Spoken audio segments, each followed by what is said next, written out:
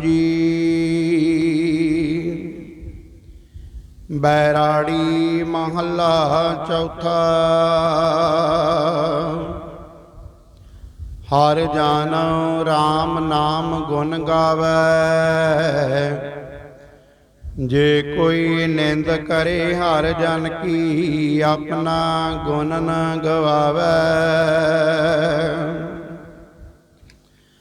हर जानो राम नाम गुण गावै, जे कोई निंद करे हर जन की, अपना गुण ना गवावै। रहाओ जो किछ करे सो आपे स्वामी, हर आपे कार कमावै। हर आपे ही मत देवै स्वामी, हर आपे बोल बुलावै। हर आपे पंच तत विसथारा, बिच धातु पंच आप पावै। जन नानक सतगुर मिले आपे, हर आपे झगर चुकावै। हर आपे पंच तत विसथारा, बिच धातु पंच आप पावै। जन नानक सतगुर मिले आपे, हर आपे झगर चुकावै। वाहिगुरु जी का खालसा, वाहिगुरु जी की फतेह। परम ते सत्कारयोग सतगुरां दी साजी और नवाजी सत संगत, गुरुआं दे गुरु धन धन साहिब श्री गुरु ग्रंथ साहिब जी महाराज, जिन्हां ने महान बख्शिशां कीतियां, अमृत वेले दी संभालना सतगुरां ने अपने चरण परसन दा सुभाग बख्शिश कीता है। संसार विच मनुखा जन्म लैके जीव आया, इहदा मनोरथ की है, इहनूं सफला किवें करना। एक नामधरी एक सतपुरुष साधु जन कह दो, भगत जन कह दो, गुरमुख कह दो, बुद्धिजीव कह दो, उन्हां कोले बेनती कीती, कहंदे महाराज जी संसार दे विच जीव आके दुखी क्यों हुंदा है? मनुखा जन्म तां अकाल पुरख दे नाल ही, कहंदे हुक्म दे नाल ही जीव संसार विच आया। दुखी क्यों है? दुख क्यों मिलदा, सुख किवें मिलदा? बड़ा सौखा दृष्टांत वो रब दे प्यारियां ने दिता है।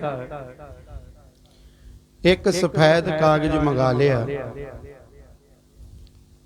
बड़ा सारा सफेद कागज, जिवें स्कूल दे विच बोर्ड बनिया हुंदा है, वो काले रंग का हुंदा है ना, ते जे उत्ते लिखाई करिए तो चिट्टे रंग की हुंदी है। देखो बच्चे नूं सोझी नहीं, हौली हौली सोझी आउंदी है, वो स्कूल विच जांदा है पढ़न वास्ते, उत्थे भी भावें संसारी पढ़ाई है, उत्थे भी जीव नूं मेरे मालिक ने परमार्थ मार्ग वल भी तोर दिता है कि भाई देख बोर्ड एक काला है,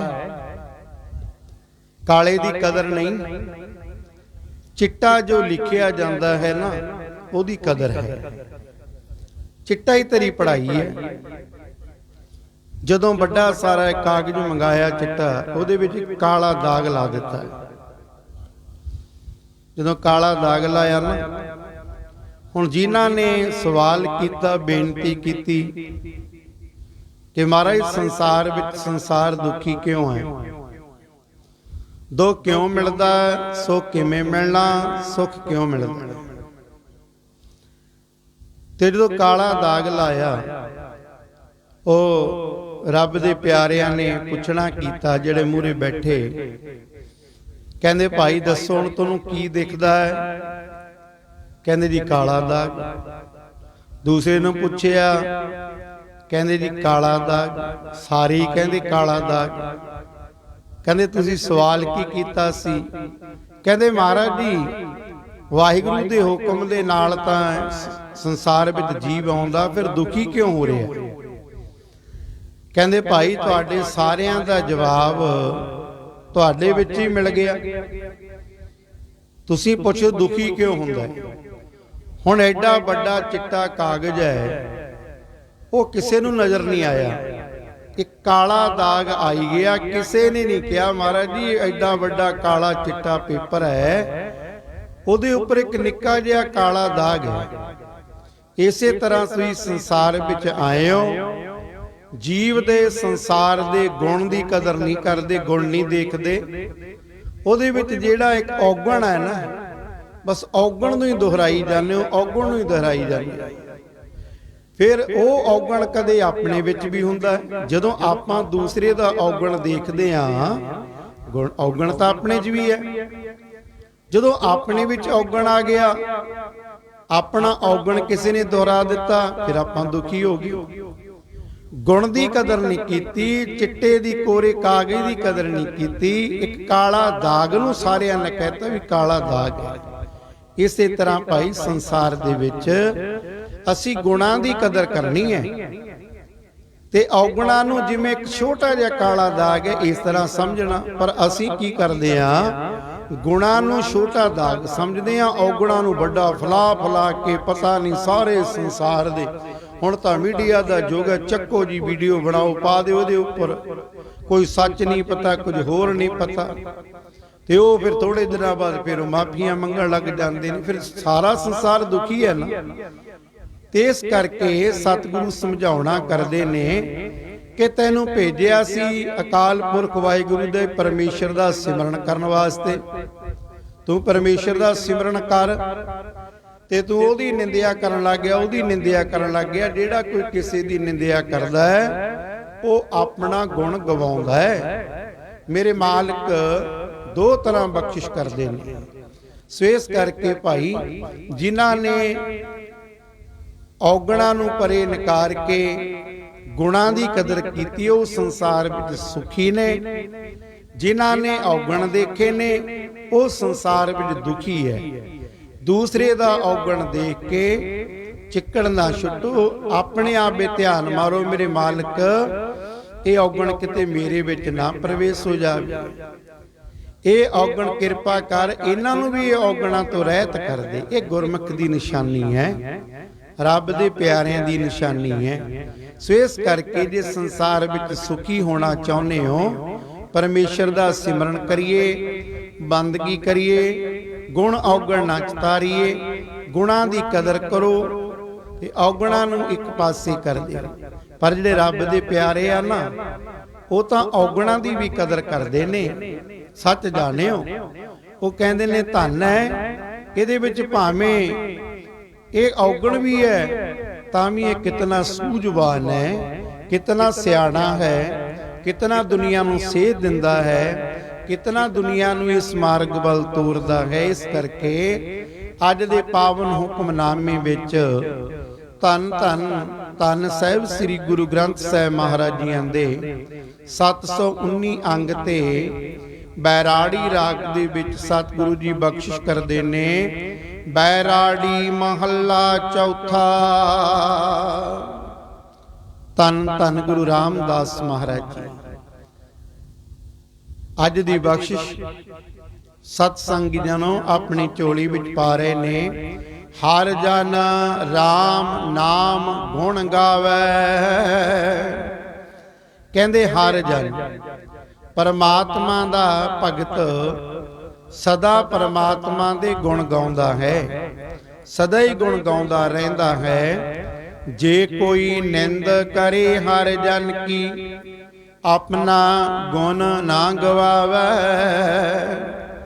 ਕਹਿੰਦੇ ਜੇ ਕੋਈ ਮਨੁੱਖ ਉਸ ਪੁਰਖ ਦੀ ਨਿੰਦਾ ਕਰਦਾ ਹੈ ਨਾ, ਤਾਂ ਉਹ ਆਪਣਾ ਉਹ ਭਗਤ ਆਪਣਾ ਸੁਭਾਅ ਨਹੀਂ ਤਿਆਗਦਾ। ਭਾਵ ਜੇ ਕਿਸੇ ਨੇ ਨਿੰਦਾ ਕਰ ਦਿੱਤੀ, ਉਹ ਆਪਣਾ ਅਡੋਲ ਬੈਠਾ ਹੈ। ਜੇ ਕਿਸੇ ਨੇ ਉਸਤਤ ਕਰ ਦਿੱਤੀ ਤਾਂ ਵੀ ਅਡੋਲ ਬੈਠਾ। ਨਿੰਦਾ ਉਸਤਤ ਦੋ ਤਿਆਗੋ, ਖੋਜੋ ਪਦ ਨਿਰਵਾਣਾ। ਉਹ ਨਿਰਵਾਣ ਪਦ ਦੀ ਖੋਜ ਵਿੱਚ ਨੇ, ਉਹਨਾਂ ਨੂੰ ਨਿੰਦਿਆ ਉਸਤਤ ਤੱਕ ਕੋਈ ਮਤਲਬ ਨਹੀਂ। ਛੋਟੀ ਜੀ ਸਾਖੀ ਆਉਂਦੀ ਹੈ ਕਿ ਭਗਤ ਜੀ ਬੈਠੇ ਹੈ, ਇੱਕ ਨੇ ਆ ਕੇ ਸਵਾਹ ਦੀ ਮੁੱਠੀ ਉੱਪਰ ਮਾਰੀ। ਭਗਤ ਜੀਆਂ ਨੇ ਆਪਣਾ ਆਸ਼ੀਰਵਾਦ ਦੇ ਦਿੱਤਾ। ਦੂਸਰੇ ਨੇ ਬੜੀਆਂ ਆ ਕੇ ਉਸਤਤ ਕੀਤੀ, ਉਹਨਾਂ ਨੂੰ ਵੀ ਆਸ਼ੀਰਵਾਦ ਦੇ ਦਿੱਤਾ। ਹੁਣ ਕੋਲੇ ਮੇਰੇ ਵਰਗਾ ਬੈਠਾ ਹੀ ਹੁੰਦਾ ਸ਼ੰਕਾਵਾਦੀ, ਜਿਹੜੇ ਨੇ ਸਾਰੀ ਦਿਹਾੜੀ ਫੁਰਨੇ ਬਣਾਈ ਜਾਣੇ ਨੇ। ਉਹ ਕਹਿੰਦੇ ਕਮਾਲ ਦੀ ਗੱਲ ਆ ਭਗਤ ਜੀ, ਇੱਕ ਨੇ ਤੁਹਾਡੀ ਉਸਤਤ ਕੀਤੀ ਆ ਕੇ, ਤੁਸੀਂ ਆਸ਼ੀਰਵਾਦ ਦਿੱਤਾ, ਫਰਜ਼ ਬਣਦਾ ਦੇਣ ਦਾ। ਆ ਜਿਹੜੇ ਤੁਹਾਡੀ ਨਿੰਦਿਆ ਕਰ ਗਏ ਆ ਕੇ, ਤੁਹਾਡੇ ਤੇ ਸਵਾਹ ਦੀ ਮੁੱਠੀ ਵੀ ਪਾ ਗਏ, ਉਹਨਾਂ ਨੂੰ ਵੀ ਆਸ਼ੀਰਵਾਦ ਦੇ ਦਿੱਤਾ। ਕਹਿੰਦੇ ਭਾਈ, ਜਿਹਦੇ ਕੋਲੇ ਜਿਹੜੀ ਕੋਈ ਵਸਤੂ ਹੁੰਦੀ ਹੈ ਨਾ, ਉਹੀ ਵਸਤੂ ਗਾਂ ਦਿੰਦਾ ਨਾ। ਉਹਨਾਂ ਕੋਲੇ ਭਾਈ ਨਿੰਦਿਆ ਸੀ, ਸਾਰੀ ਦਿਨ ਸਾਰੀ ਦਿਹਾੜੀ ਸਾਰੀ ਜ਼ਿੰਦਗੀ ਉਹਨਾਂ ਨੇ ਕੋਈ ਚੰਗਾ ਕੰਮ ਨਹੀਂ ਕੀਤਾ, ਉਹ ਸਾਡੀ ਝੋਲੀ ਵਿੱਚ ਪਾ ਦਿੱਤਾ। ਅਸੀਂ ਫੇਰ ਵੀ ਆਸ਼ੀਰਵਾਦ ਤਾਂ ਕੋਈ ਨਹੀਂ ਭਾਈ, ਪਰਮਾਤਮਾ ਤੁਹਾਨੂੰ ਸੁਖੀ ਰੱਖੇ। ਇਹਨਾਂ ਕੋਲੇ ਪਰਮਾਤਮਾ ਨੇ ਉਸਤਤ ਦਿੱਤੀ ਹੈ, ਪਰਮੇਸ਼ਰ ਦਾ ਸਿਮਰਨ ਬੰਦਗੀ ਕਰਨ ਵਾਲੇ ਨੇ ਇਹ ਵੀ ਆਸ਼ੀਰਵਾਦ ਦੇ ਦਿੱਤੀ, ਅਸੀਸ ਦੇ ਦਿੱਤੀ, ਭਾਈ ਤੁਸੀਂ ਵੀ ਸੁਖੀ ਰਹੋ। ਆਪਾਂ ਨਾ ਨਿੰਦਿਆ ਵੱਲ ਜਾਣਾ, ਨਾ ਉਸਤਤ ਵੱਲ ਜਾਣਾ। ਨਿੰਦਿਆ ਸੁਣ ਕੇ ਕ੍ਰੋਧ ਨਹੀਂ ਹੋਣਾ, ਉਸਤਤ ਸੁਣ ਕੇ ਫੁੱਲ ਕੇ ਨਹੀਂ ਵਡਿਆਈ ਨਹੀਂ ਆਈ ਨਹੀਂ ਬੜਾ ਮੈਨੂੰ ਤਾਂ ਬਹੁਤ ਵਧੀਆ ਨਹੀਂ। ਮੇਰੇ ਮਾਲਕ ਕਹਿੰਦੇ ਨੇ ਉਸਤਤ ਨਿੰਦਾ ਦੋ ਤਿਆਗੋ, ਖੋਜੋ ਪਦ ਨਿਰਵਾਣਾ। ਜਿਹੜੇ ਰੱਬ ਦੇ ਪਿਆਰੇ ਮਨੁੱਖ ਭਗਤ ਭਗਤੀ ਕਰਦਾ ਨਾ, ਉਹਦਾ ਸੁਭਾਅ ਬਣ ਜਾਂਦਾ ਹੈ ਤੇ ਉਹ ਨਿੰਦਿਆ ਸਭ ਕੁਝ ਤਿਆਗ ਦਿੰਦਾ ਹੈ, ਕਿਸੇ ਦੀ ਪਰਵਾਹ ਨਹੀਂ ਕਰਦਾ ਰਹਾਓ। ਵਿਸ਼ਰਾਮ ਦੇ ਕੇ ਸਤਿਗੁਰੂ ਜੀ ਅੱਗੇ ਬਖਸ਼ਿਸ਼ ਕਰਦੇ ਨੇ, ਜੋ ਕਿਛ ਕਰੇ ਸੋ ਆਪੇ ਸੁਆਮੀ, ਅਰੇ ਆਪੇ ਕਾਰ ਕਮਾਵੇ। ਭਗਤਾ ਆਪਣੀ ਨਿੰਦਿਆ ਸੁਣ ਕੇ ਵੀ ਆਪਣਾ ਸੁਭਾਅ ਨਹੀਂ ਛੱਡਦਾ, ਕਿਉਂਕਿ ਉਹ ਜਾਣਦਾ ਹੈ ਕਿ ਜੋ ਕੁਝ ਕਰ ਰਿਹਾ ਹੈ ਮਾਲਕ ਪ੍ਰਭੂ ਆਪ ਹੀ ਜੀਵਾਂ ਵਿੱਚ ਬੈਠ ਕੇ ਕਰ ਰਿਹਾ ਹੈ। ਉਹ ਆਪ ਹੀ ਹਰੇਕ ਕਾਰ ਕਰ ਰਿਹਾ ਹੈ। ਹਰ ਆਪੇ ਹੀ ਮਤ ਦੇਵੈ ਸੁਆਮੀ, ਹਰ ਆਪੇ ਬੋਲ ਬੁਲਾਵੈ। ਮਾਲਕ ਪ੍ਰਭੂ ਆਪ ਹੀ ਹਰੇਕ ਜੀਵ ਨੂੰ ਮਤ ਦਿੰਦਾ ਹੈ, ਆਪ ਹੀ ਹਰੇਕ ਵਿੱਚ ਬੈਠਾ ਬੋਲ ਰਿਹਾ ਹੈ, ਆਪ ਹੀ ਹਰੇਕ ਜੀਵ ਨੂੰ ਬੋਲਣ ਦੀ ਪ੍ਰੇਰਣਾ ਕਰ ਰਿਹਾ ਹੈ। ਹਰ ਆਪੇ ਪੰਜ ਤਤ ਵਿਸਥਾਰਾ, ਵਿੱਚ ਧਾਤੂ ਪੰਜ ਆਪ ਪਾਵੈ। ਭਗਤ ਜਾਣਦੇ ਹਨ ਕਿ ਪਰਮਾਤਮਾ ਨੇ ਆਪ ਹੀ ਆਪਣੇ ਆਪ ਤੋਂ ਪੰਜ ਤੱਤਾਂ ਦਾ ਜਗਤ ਖਿਲਾਰਾ ਖਿਲਾਰਿਆ ਹੋਇਆ ਹੈ। ਆਪ ਹੀ ਇਹਨਾਂ ਤੱਤਾਂ ਵਿੱਚ ਪੰਜ ਵਿਸ਼ੇ ਭਰੇ ਹੋਏ ਹਨ। ਜਨ ਨਾਨਕ ਸਤਿਗੁਰ ਮਿਲੇ ਆਪੇ, ਹਰ ਆਪੇ ਝਗਰ ਚੁਕਾਵੈ। ਧੰਨ ਗੁਰੂ ਨਾਨਕ ਦੇਵ ਪਾਤਸ਼ਾਹ ਜੀ ਬਖਸ਼ਿਸ਼ ਕਰਦੇ ਨੇ, ਨਾਨਕ ਪਰਮਾਤਮਾ ਆਪ ਹੀ ਆਪਣੇ ਸੇਵਕਾਂ ਨੂੰ ਮਿਲਾਂਦਾ ਹੈ ਤੇ ਆਪ ਹੀ ਉਸ ਦੇ ਅੰਦਰੋਂ ਹਰੇਕ ਕਿਸਮ ਦੀ ਖਿੱਚੋ ਤਾਣ ਮੁਕਾਂਦਾ ਹੈ।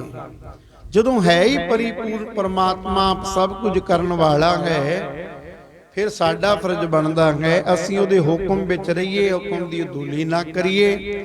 ਉਹਦਾ ਹੁਕਮ ਕੀ ਹੈ ਕਿ ਭਾਈ ਅੰਮ੍ਰਿਤ ਵੇਲੇ ਉੱਠਣਾ, ਇਸ਼ਨਾਨ ਪਾਣੀ ਕਰਨਾ, ਗੁਰ ਸ਼ਬਦ ਦੀ ਕਮਾਈ ਕਰਨੀ। ਇਸ ਮਾਰਗ ਦੇ ਆਪਾਂ ਪੰਥੀ ਬਣੀਏ। ਅੰਮ੍ਰਿਤ ਵੇਲੇ ਆਪ ਵੀ ਉੱਠੀਏ, ਪਰਿਵਾਰ ਨੂੰ ਵੀ ਠਾਲੀਏ, ਆਪ ਵੀ ਪਰਮੇਸ਼ਰ ਦਾ ਸਿਮਰਨ ਕਰੀਏ ਤੇ ਬੱਚਿਆਂ ਨੂੰ ਵੀ ਪਰਮੇਸ਼ਰ ਦੇ ਸਿਮਰਨ ਵੱਲ ਲਾਈਏ। ਜਦੋਂ ਆਪਾਂ ਸਾਰਾ ਪਰਿਵਾਰ ਬੈਠ ਕੇ ਉਸ ਦੀ ਬੰਦਗੀ ਕਰਾਂਗੇ, ਉਸ ਦੀ ਆਰਾਧਨਾ ਕਰਾਂਗੇ, ਤੇ ਫਿਰ ਉਹ ਜਿਹਦੀ ਆਰਾਧਨਾ ਕਰਦੇ ਆ ਨਾ, ਉਹ ਮੇਰਾ ਮਾਲਕ ਪ੍ਰਭੂ ਭਗਵਾਨ ਖੁਦਾ ਵਾਹਿਗੁਰੂ ਉਹ ਅਸੀਸ ਬਖਸ਼ਦਾ ਹੈ ਕਿ ਬੱਚਾ ਇਹ ਲੋਕ ਸੁਖੀਏ ਪਰਲੋਕ ਸੁਹੇਲੇ, ਨਾਨਕ ਹਰ ਪ੍ਰਭ ਆਪੇ ਮਿਲੇ। ਤੇਰਾ ਲੋਕ ਵੀ ਸੁਖੀ ਤੇ ਤੇਰਾ ਪਰਲੋਕ ਵੀ ਸੁਹੇਲਾ ਹੈ। ਆਓ ਅੱਜ ਦੇ ਪਾਵਨ ਹੁਕਮਨਾਮੇ ਦੀਆਂ ਪੰਕਤੀਆਂ ਰਲ ਮਿਲ ਕੇ ਆਪਾਂ ਜਾਪ ਕਰੀਏ ਜੀ। ਹਾਰੇ ਆਪੇ ਪੰਜ ਤਤ ਬਿਸਥਾਰਾ, ਵਿੱਚ ਧਾਤੂ ਪੰਜ ਆਪ ਪਾਵੈ, ਜਨ ਨਾਨਕ ਸਤ ਗੁਰ ਮਿਲਿਆ, ਹਾਰੇ ਆਪੇ ਚਗਰ ਚੁਕਾਵੈ, ਜਨ ਨਾਨਕ ਸਤ ਗੁਰ ਮਿਲੇ, ਹਾਰੇ ਆਪੇ ਚਗਰ ਚੁਕਾਵੈ। ਭੁੱਲਾਂ ਚੁੱਕਾਂ ਦੀ ਖਿਮਾ ਬਖਸ਼ੋ ਜੀ। ਵਾਹਿਗੁਰੂ ਜੀ ਕਾ ਖਾਲਸਾ, ਵਾਹਿਗੁਰੂ ਜੀ ਕੀ ਫਤਿਹ।